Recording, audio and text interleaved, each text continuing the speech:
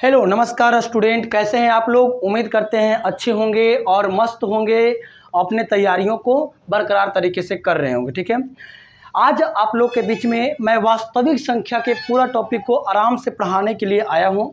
आज वास्तविक संख्या का पूरा फुल थ्योरी क्लास है। ठीक है, क्लास 10th के जो बच्चे हैं, जो भी बच्चे हैं, और चैप्टर 1 का जो थ्योरी होता है रियल नंबर का, उसको आज हम देंगे और इसका टोटल क्वेश्चन जो है वो भी साथ साथ में करवाते चलेंगे। ठीक है, तो आइए बिना टाइम विलंब किए स्टार्ट करते हैं। वास्तविक संख्या, देखिए बच्चों, वास्तविक संख्या के बारे में बात करें हम तो सबसे पहली बात कि इसको इंग्लिश में कहा जाता है रियल नंबर।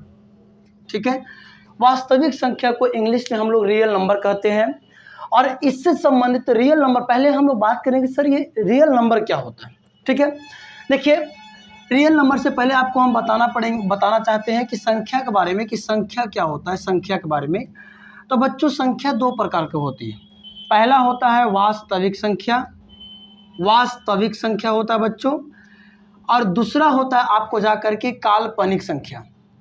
काल्पनिक संख्या, पहला हो गया वास्तविक संख्या और दूसरा हो गया काल्पनिक संख्या। ठीक है, इसको इंग्लिश में रियल नंबर कहते हैं और इसको कहते हैं इमेजिनरी नंबर। ठीक है, देखिए आराम से बातों को समझिए कि वास्तविक संख्या क्या होता है और काल्पनिक संख्या क्या होता है।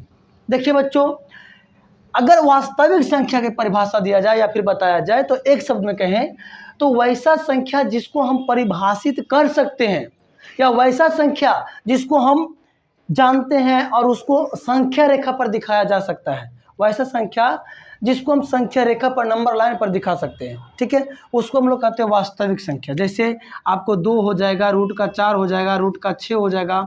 ठीक है, 6 भी हो जाएगा। देखिए जब हम किसी संख्या को निकालते हैं 3 हो जाएगा, 4 हो जाएगा, कुछ भी हो सकता है इसमें। ठीक ना, बट काल्पनिक संख्या समझ जाओ। जैसे यदि हम यहाँ पे लिखते हैं कि बाबू 4 का वर्गमूल बताओ हमको, तो आप कहिए सर 4 का वर्गमूल कितना होता है, 2 होता है। परंतु यदि हम आगे माइनस लगा दें और कहें बताइए बाबू कि -4 का वर्गमूल कितना होता है, तो आप कहिए सर -4 का वर्गमूल तो माइनस का 2 होगा, और फिर यहाँ पे गलत हो जाएगा। ठीक है, देखिए जब माइनस के कोई संख्या वो भी रूट के अंदर जाता है तो इसको काल्पनिक संख्या कहते हैं। जैसे यहाँ पे माइनस का रूट 4 हो जाएगा, क्योंकि हम माइनस के 4 का वर्गमूल नहीं निकाल सकते बच्चों। यदि हम निकालने का कोशिश भी करते तो माइनस का 2 गुने 2 होगा, क्योंकि यदि हम यहाँ भी माइनस लगा देंगे तो माइनस गुने माइनस प्लस हो जाएगा। लेकिन अंदर में कहा है कि माइनस होना चाहिए, यानी एक ही को माइनस लगाएंगे। और वर्गमूल क्या होता है कि जोड़ा लग के बाहर निकलता है। तो जोड़ा कहाँ लगा बाबू, माइनस का 2 यहाँ 2 है, जब जोड़ा लगेगा तब निकलेगा। ठीक है, तो काल्पनिक संख्या उस संख्या को कहते हैं जिसके बारे में हमको माइनस लगा करके बात करना पड़ता है। ठीक है, फिर इसको बनाया नहीं जा सकता है क्या सर, तो बनाया जा सकता है, बिल्कुल बनाया जा सकता है, कोई बहुत भारी चीज नहीं है। तो इसको ऐसे बना सकते हैं बच्चों, 4 गुने माइनस का 1, 4 गुने माइनस का 1, और फिर कहेंगे 4 गुने माइनस के 1 को एगो शब्द दिया जाता है जिसको कहते हैं आयोडा। आई से लिखा जाता है, अब बोला जाता है आयोडा। ठीक है ना, और 4 का वर्गमूल 2 हो जाएगा, और आयोडा के लिए हम आई लिख देंगे, यानी माइनस का 4 का वर्गमूल हो जाएगा 2 आयोडा। ठीक है, यदि इसी प्रकार हम माइनस का 16 कहते हैं और कहेंगे बताओ बाबू इसका वर्गमूल, तो 16 का वर्गमूल 4 होगा, और ये माइनस के वजह से आयोडा लगेगा, माइनस का 4 आयोडा। लेकिन केवल यदि 16 का वर्गमूल आता है तो ये केवल इसका 4 लिखा जाएगा। ठीक है, तो ये होता है काल्पनिक संख्या। तो काल्पनिक संख्या के बारे में आप लोग अच्छा से परिचित हो गए। वास्तविक संख्या के बारे में बता दिए कि जो आपको मतलब अंदर का रूट में मतलब माइनस खाली नहीं आए, बाकी टोटल संख्या वास्तविक संख्या हो जाएगा। ठीक है, आइए अब हम लोग वास्तविक संख्या के बारे में और गहराई से बात करते हैं। ठीक है, पहले इतना आप लोग लिख लीजिएगा जल्दी से। अब हम लोग देखते हैं वास्तविक संख्या के बारे में। ठीक है, देखिए वास्तविक संख्या जो है, वास्तविक संख्या का अर्थ होता है कि जो संख्या वास्तव में हो, और जो संख्या वास्तव में नहीं रहेगा तो उस संख्या को हम लोग वास्तविक संख्या नहीं कह सकते। ठीक है ना, अब आइए समझिए, इसको बढ़िया से समझने का कोशिश करिएगा बच्चों। जैसे वास्तविक संख्या में भी कई प्रकार का संख्या होता है। सबसे पहले आप लोग हेडिंग लगाइएगा, सम संख्या किसे कहते हैं, इंग्लिश में कहा जाता है even number. Even number, even number, सम संख्या किसे कहते हैं। देखिए बच्चों, तो वैसा संख्या जिसका अंत में, ठीक है, वैसा संख्या जिसके अंत में, वैसा संख्या जिसके अंत में क्या आ जाए, तो 0, 2, 4, 6, 8 आता हो तो वह संख्या क्या कहला जाएगा? वह संख्या आपका सम संख्या कहलाएगा। देखिए बच्चों, हमको पता है कि आपको ये बात पता होगा, ठीक है। क्यों पता होगा? क्योंकि ये बेसिक सा बात है, आपको पहले से ही पता रहता है, आपको 8 क्लास से ही लगभग बताना चालू हो जाता है इसको, ठीक है। लेकिन जब हम चैप्टर कर रहे हैं, वो भी थ्योरी क्लास ले रहे हैं बच्चों, तो थ्योरी में तो ये सब बताना पड़ेगा ना, ठीक है, इसीलिए बता रहे हैं, ठीक है। तो वैसा संख्या जिसके अंत में 0 आ जाए, 2 आ जाए, 4 आ जाए, 6 आ जाए, 8 आ जाए, वो आपको सम संख्या कहलाता है। जैसे अगर हम यहाँ पे लिखते हैं, कुछ भी लिखते हैं 46, 45, मतलब कुछ भी लिखते हैं, बस खाली आपको ध्यान से देखना पड़ेगा कि लास्ट में कितना लिखा हुआ है। तो लास्ट में कितना आ गया है? 5 आ गया है। लेकिन हम बोले थे कि जिसके लास्ट में 0, 2, 4, 6, 8, यानी ये जब कोई पहाड़ा यानी 2 का टेबल में आने वाला अगर कोई आता है तो वो सम संख्या कहलाएगा, वरना सम संख्या नहीं कहलाएगा। तो 5 जो है वो इसमें नहीं आ रहा है, इसलिए सम संख्या नहीं कहलाएगा। 5 जो है वो सम संख्या नहीं कहलाएगा। लेकिन अगर वही रहता 4, 6, 6 इस प्रकार से, तो लास्ट में देखते हैं 6 जो किस में आ रहा था, तो ये सम संख्या कहला जाएगा, ठीक है। तो ये रहा सम संख्या का परिभाषा। अगर हम विषम संख्या की बात करें बच्चों कि विषम संख्या किसे कहते हैं, इसको इंग्लिश में, अच्छा एक सेकेंड, सम संख्या को इंग्लिश में कहा जाता है आपको इवन नंबर, हाँ ठीक तो लिखे थे इवन नंबर, और विषम संख्या को कहा जाता है ऑड नंबर, ठीक है। तो इसमें लिखना पड़ता है कि वैसा संख्या जो 2 से विभाज्य नहीं है, वैसा संख्या जो 2 से विभाज्य नहीं होता है, वो आपका विषम संख्या कहलाता है। और 2 से विभाज्य होने के लिए नहीं, एक शब्द में कहें तो जब किसी संख्या के अंत में 0, 2, 4, 6, 8 के अलावा यदि कोई भी संख्या आता है तो वो विषम संख्या कहलाएगा। जैसे अगर इसमें भी लेते हैं 465, तो लास्ट में देखिए आ गया 5, जो कि 2 से नहीं कट रहा था, और जब 2 से नहीं कट रहा था तो यहाँ पर ये विषम कहला जाएगा। यदि हम यहाँ पे 466 लेते हैं तो यहाँ लास्ट में 6 आ गया, जो कि विषम से यानी विषम संख्या नहीं कहलाएगा, क्योंकि लास्ट में कितना आ गया? 6 आ गया, ठीक है। तो सम और विषम आपको पूरा अच्छा से पता चल गया, ठीक है। आइए अब हम लोग देखते हैं आगे अभाज्य संख्या और भाज्य संख्या से, ठीक है। यहाँ अभाज्य और भाज्य से सवाल आपका बना हुआ है एग्जाम में कि कौन अभाज्य संख्या है और कौन भाज्य संख्या, ठीक है। देखिए क्वेश्चन अभाज्य संख्या से ऐसे लिखता है कि निम्नलिखित में से कौन अभाज्य संख्या नहीं है या फिर कौन है, उसको पहचान के लाइए, ठीक है। तो देखिए बच्चों कैसे बनेगा, से समझने का कोशिश करिएगा। क्या बोल रहे थे? अभाज्य संख्या क्या है से समझना, ठीक है। अब इसको देखना बच्चों, अभाज्य संख्या को, तो कहेंगे वैसा संख्या जिसका केवल 2 गुणनखंड होता है, केवल 2 गुणनखंड होता है, केवल 2 गुणनखंड होता है। सर ये गुणनखंड क्या होता है? तो देखो बच्चों, वैसा संख्या जो केवल मतलब उसको केवल 2 ही डिजिट काट सकता है। जैसे अगर हम यहाँ लिखते हैं 3, तो 3 को केवल 2 चीज़ ही काट सकता है। एगो 3 जो है वो 1 से कटेगा, 1 से भागा दीजिएगा 3 को बच्चों, तो 1 तिया 3, ये कट जाएगा पूरी तरीके से। और एगो इस 3 को 3 ही केवल काट सकता है। 3 को 3 से भागा दीजिएगा तो एक बार में ये कट गया, ठीक है।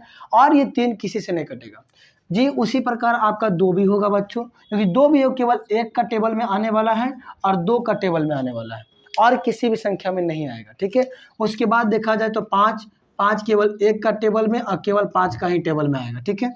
लेकिन 4 अगर देखते हैं बच्चों, तो 4 देखिए, 4 1 भी काट देगा 4 को, 2 भी काट देगा 4 को, और 4 खुद अपने आप से कट जाएगा, ठीक है।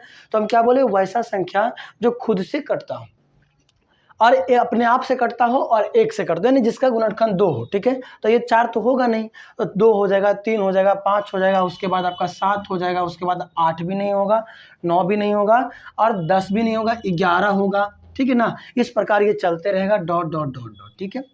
देखिए इसमें कुछ बात है जो आपको नोट करना है कॉपी में, ठीक है। सबसे पहली बात कि आप क्लास करने बैठिएगा तो कॉपी और पेन कोशिश कीजिएगा लेके ही बैठे, ठीक है, क्योंकि कॉपी पेन आपका बहुत ज़्यादा जरूरी हो जाएगा। देखो बच्चों समझो इसको, अगर हम यहाँ पे देखते हैं तो 3, 5, 7, 11 जितना भी है सब देखिए, 3 विषम संख्या आ गया, दूसरे नहीं कट रहा है, 5 भी विषम संख्या है, 7 भी विषम संख्या है, 11 भी विषम संख्या है। लेकिन बस एगो ऐसा संख्या है 2 जो क्या है? सम संख्या है। तब क्वेश्चन पूछता आपका एग्जाम में कि कौन सा संख्या एकमात्र सम अभाज्य संख्या होता है, सम अभाज्य संख्या होता है। तो 2 जो है ना बाबू, 2 वो एकमात्र ऐसा संख्या है जो क्या होता है? सम अभाज्य होता है, ठीक है।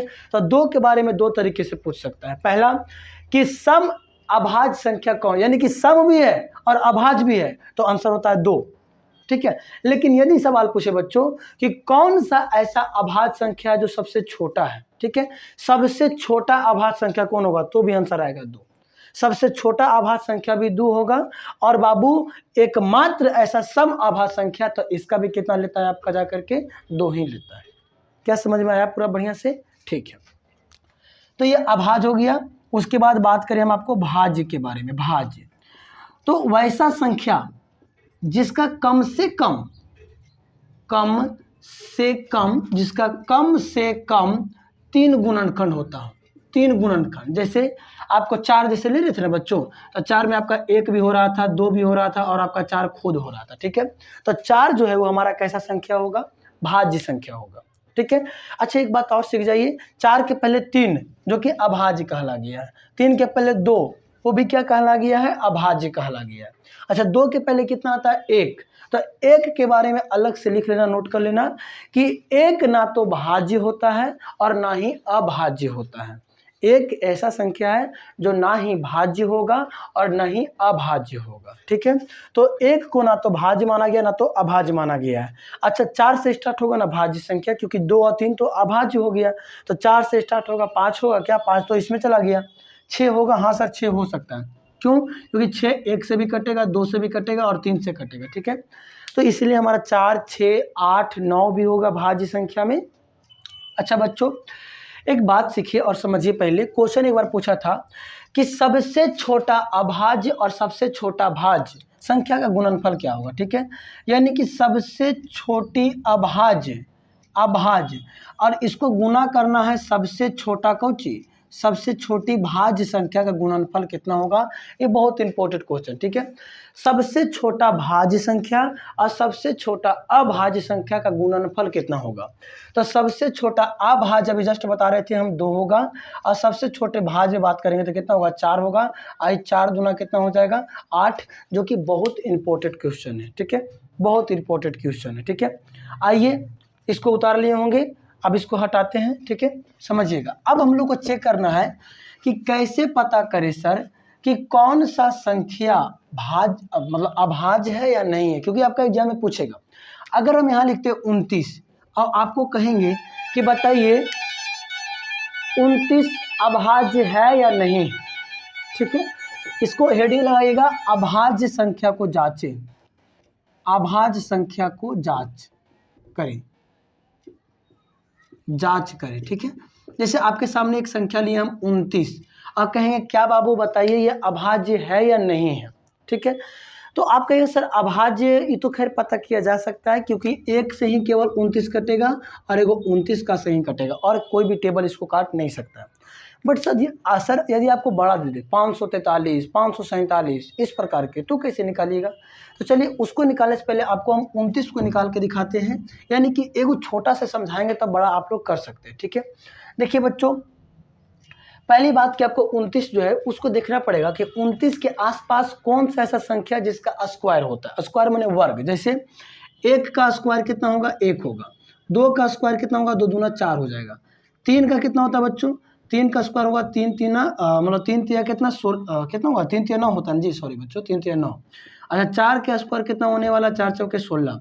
5 के स्क्वायर कितने होने वाला है बाबू, 25, ठीक है। और 6 का स्क्वायर कितना हो जाता है, 36 हो जाता है, ठीक है। तो सबसे पहले आपको कम से कम 10, 12, 15 तक 20 तक तो स्क्वायर याद रख लेना, ठीक है। अब इसको बनाना है तो देखियो इसमें कि कितना लिखा हुआ 29, तो कौन सा ऐसा संख्या जिसका स्क्वायर इसको से जस्ट छोटा है। जैसे अगर 36 लेंगे तो 36 से तो ये छोटा हो गया ना, 36 तो बड़ा हो जाएगा, यानी 29 से छोटा रहना चाहिए। तो 29 से छोटा कौन हो रहा है, देखो 25 हो रहा है। हालांकि छोटा तो 16 भी है, 9 भी है, 4 भी, 1 भी है, लेकिन जो तुरंत छोटा आएगा उसको लेना, जो तुरंत छोटा आएगा, ठीक है। तो तुरंत छोटा कितना आ गया, 25 आ गया। अब 25 किसका स्क्वायर है बच्चों, 5 का स्क्वायर है, ठीक है। तो 29 को जांच करने के लिए लिखना होगा सबसे पहले टेबल में कि 29 से छोटा वर्ग को लिखे, 29 से छोटा वर्ग को लिखे, जो कि हमारा पास कितना आ गया बच्चों, 25 आ गया। और इस 25 को हम लोग संख्या में लिखेंगे 5 का स्क्वायर, ठीक है। अब ये 5 जो आया है वो 5 से छोटा सभी अभाज्य संख्या को लिखे, सभी अभाज्य संख्या को लिखे, सभी अभाज्य संख्या को क्या करना बच्चों, लिखना है, यानी लिखे। तो बाबू रे 5 से छोटा सभी अभाज्य संख्या कौन कौन होगा, 5 भी ले सकते हैं, 5 से छोटा भी आ सकता है, ठीक है। तो बाबू 5 से छोटा ये 2 से स्टार्ट होगा, क्योंकि एक ना तो भाज्य ना ही अभाज्य, 2 होगा, 3 होगा, 4 तो हो नहीं सकता है। अब देखते हैं 5, ठीक है।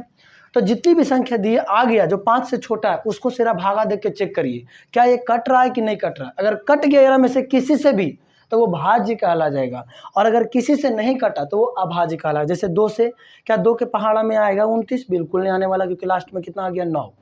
अच्छा 3 से देखते हैं, तो 3 के पहाड़ा में क्या 29 आता है, 3 9 27, 3 दही के 30, ठीक है। तो 3 से भी नहीं कटेगा, 5 से कटे तो 5 6 30 होता है, 29 तो इसमें भी नहीं आता है।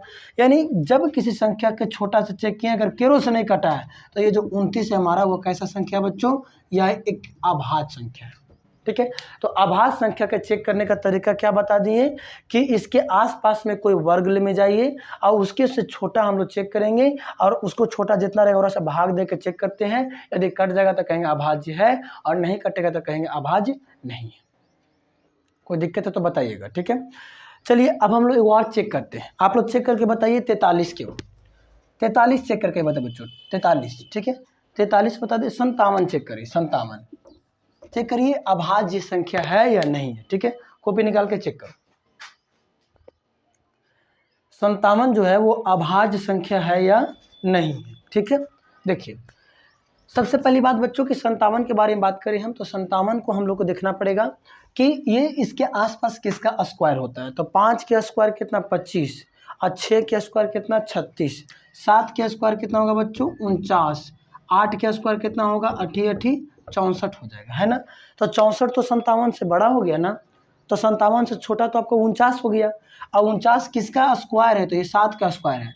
तो 7 से छोटा जितना भी अभाज्य संख्या सब ले सकते हैं, तो 2 3 5, 5 के बाद 7 आएगा, यहाँ तक ले लेंगे, ठीक है। यानी जितना आएगा वहाँ तक लेंगे। अब इसको भागा दे के देखिए बच्चों, केरा केरा से कट रहा है, अगर इनमें से किसी एक से कट गया तो वो अभाज्य संख्या नहीं होगा। तो 2 से तो ऐसे ही पता चल रहा है कि लास्ट में 7 है तो नहीं कटेगा 2 से। 3 देखा जाए तो 3 से कट जाएगा, क्या 3 से भागा देने पर कट रहा है, लग रहा है ना।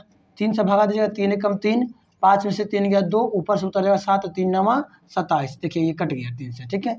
जब पूरी तरीके से 3 से कट जाता है तो इसका मतलब यानी कि देखिए इरा में से किसी एक से कट गया तो समझ जाना है कि ये अभाज्य संख्या नहीं है। यानी एक शब्द में कहें तो 57 हमारा अभाज्य नहीं है, और जो अभाज्य नहीं होता है वो भाज्य तो कहलाएगा ना बच्चों। जैसे जो अभाज्य नहीं है तो वो भाज्य कहलाएगा। सर ये 57 कौन कौन सा पहाड़ा में आएगा, तो सर 57 1 का पहाड़ा में आएगा, ठीक है। उसके बाद आपका ये 3 से भी भागा देने पर कटेगा, जैसा कि देखा है 19 बार में कट गया। उसके बाद 19 से भी कटेगा, 19 का टेबल देख लो, 19 दूना 38, 19 तिया 57, और एगो ये खुद का 57 में से ही कटेगा, ठीक है। तो आपको बताए थे हम कि जिसका पहाड़ा यानी कि जिसको केवल 2 ही डिजिट काट सकता हो वो हमारा कहलाता है बच्चों अभाज्य। लेकिन यहाँ कितना डिजिट काट रहा है, उसको 1 2 3 4 को काट दे रहा है, इसीलिए हमारा ये अभाज्य संख्या नहीं कहलाएगा, ये भाज्य कहला जाएगा। कोई दिक्कत हो तो बताएंगे। सब कुछ क्लियर हो गया, भाज्य और अभाज्य पूरा बढ़िया से बच्चों समझ में आ गया से पहले बताइए यस या नो, ठीक है। आप लोग कमेंट करते चलेंगे, ठीक है। जो भी डाउट होता है, जो भी आपको थोड़ा बहुत भी दिक्कत होता है उसको आप लोग कमेंट बॉक्स में कमेंट कर सकते हैं, ठीक है। आइए अब अभाज्य संख्या पहचान लीजिएगा आप लोग अच्छा तरीके से। अब इसके आगे देखते हैं क्लास, और अब हम लोग देखते हैं परिमेय संख्या और अपरिमेय संख्या, ठीक है।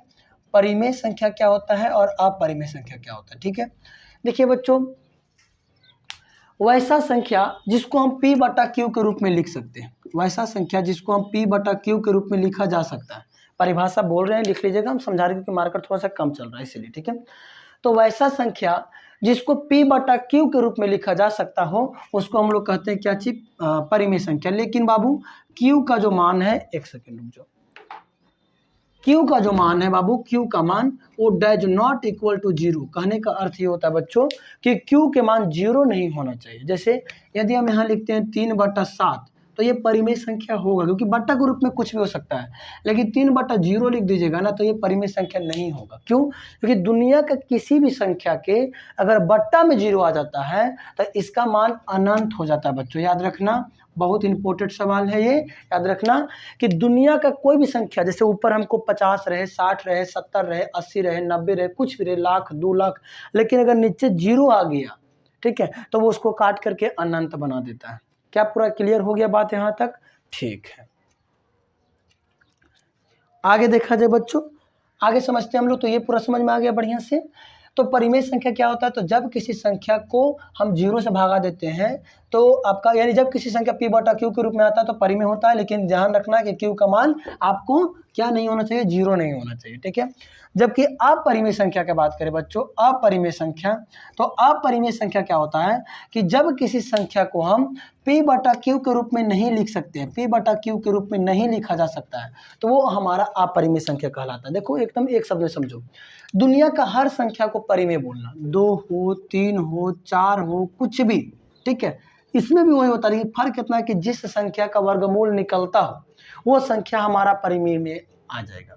जैसे अगर हम यहाँ लिखते हैं √4, तो √4 का वर्गमूल कितना होता है? 2, 2 के स्क्वायर 4 होता है ना, तो ये हमारा परिमेय हो जाएगा। लेकिन अगर वही लिखते हैं √5, तो 5 जो है हमारा वो परिमेय संख्या नहीं होगा, या अपरिमेय होगा। क्यों बच्चों? क्योंकि 5 का वर्गमूल नहीं निकलता है, ठीक है।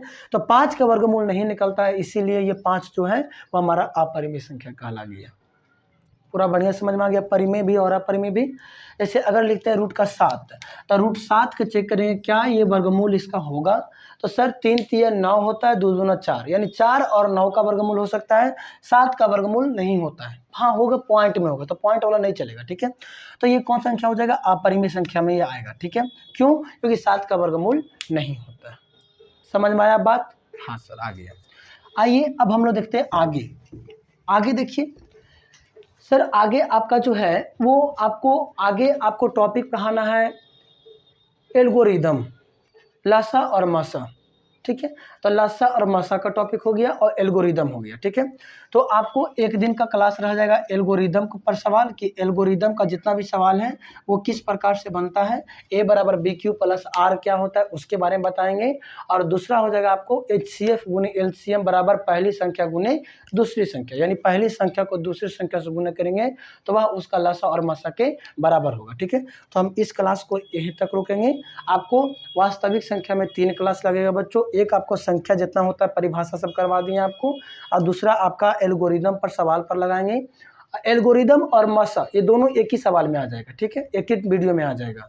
और तीसरा वीडियो लगेगा जो वास्तविक संख्या से जितना भी क्वेश्चन बनता है जो इम्पोर्टेंट है उसको छाट के सब एक जगह ला करके उसको आपको सोल्व करवाना, ठीक है ना। तो इस सवाल को, इस क्लास को यहीं तक रहने देते हैं। क्लास अच्छा लगा हो तो क्लास को लाइक जरूर करिएगा, अपने दोस्तों के पास, एक ना एक दोस्तों के पास शेयर जरूर करना, वीडियो को लाइक कर लो और चैनल को सब्सक्राइब कर लो, ये आपका बहुत काम का चैनल बनने वाला, ठीक है।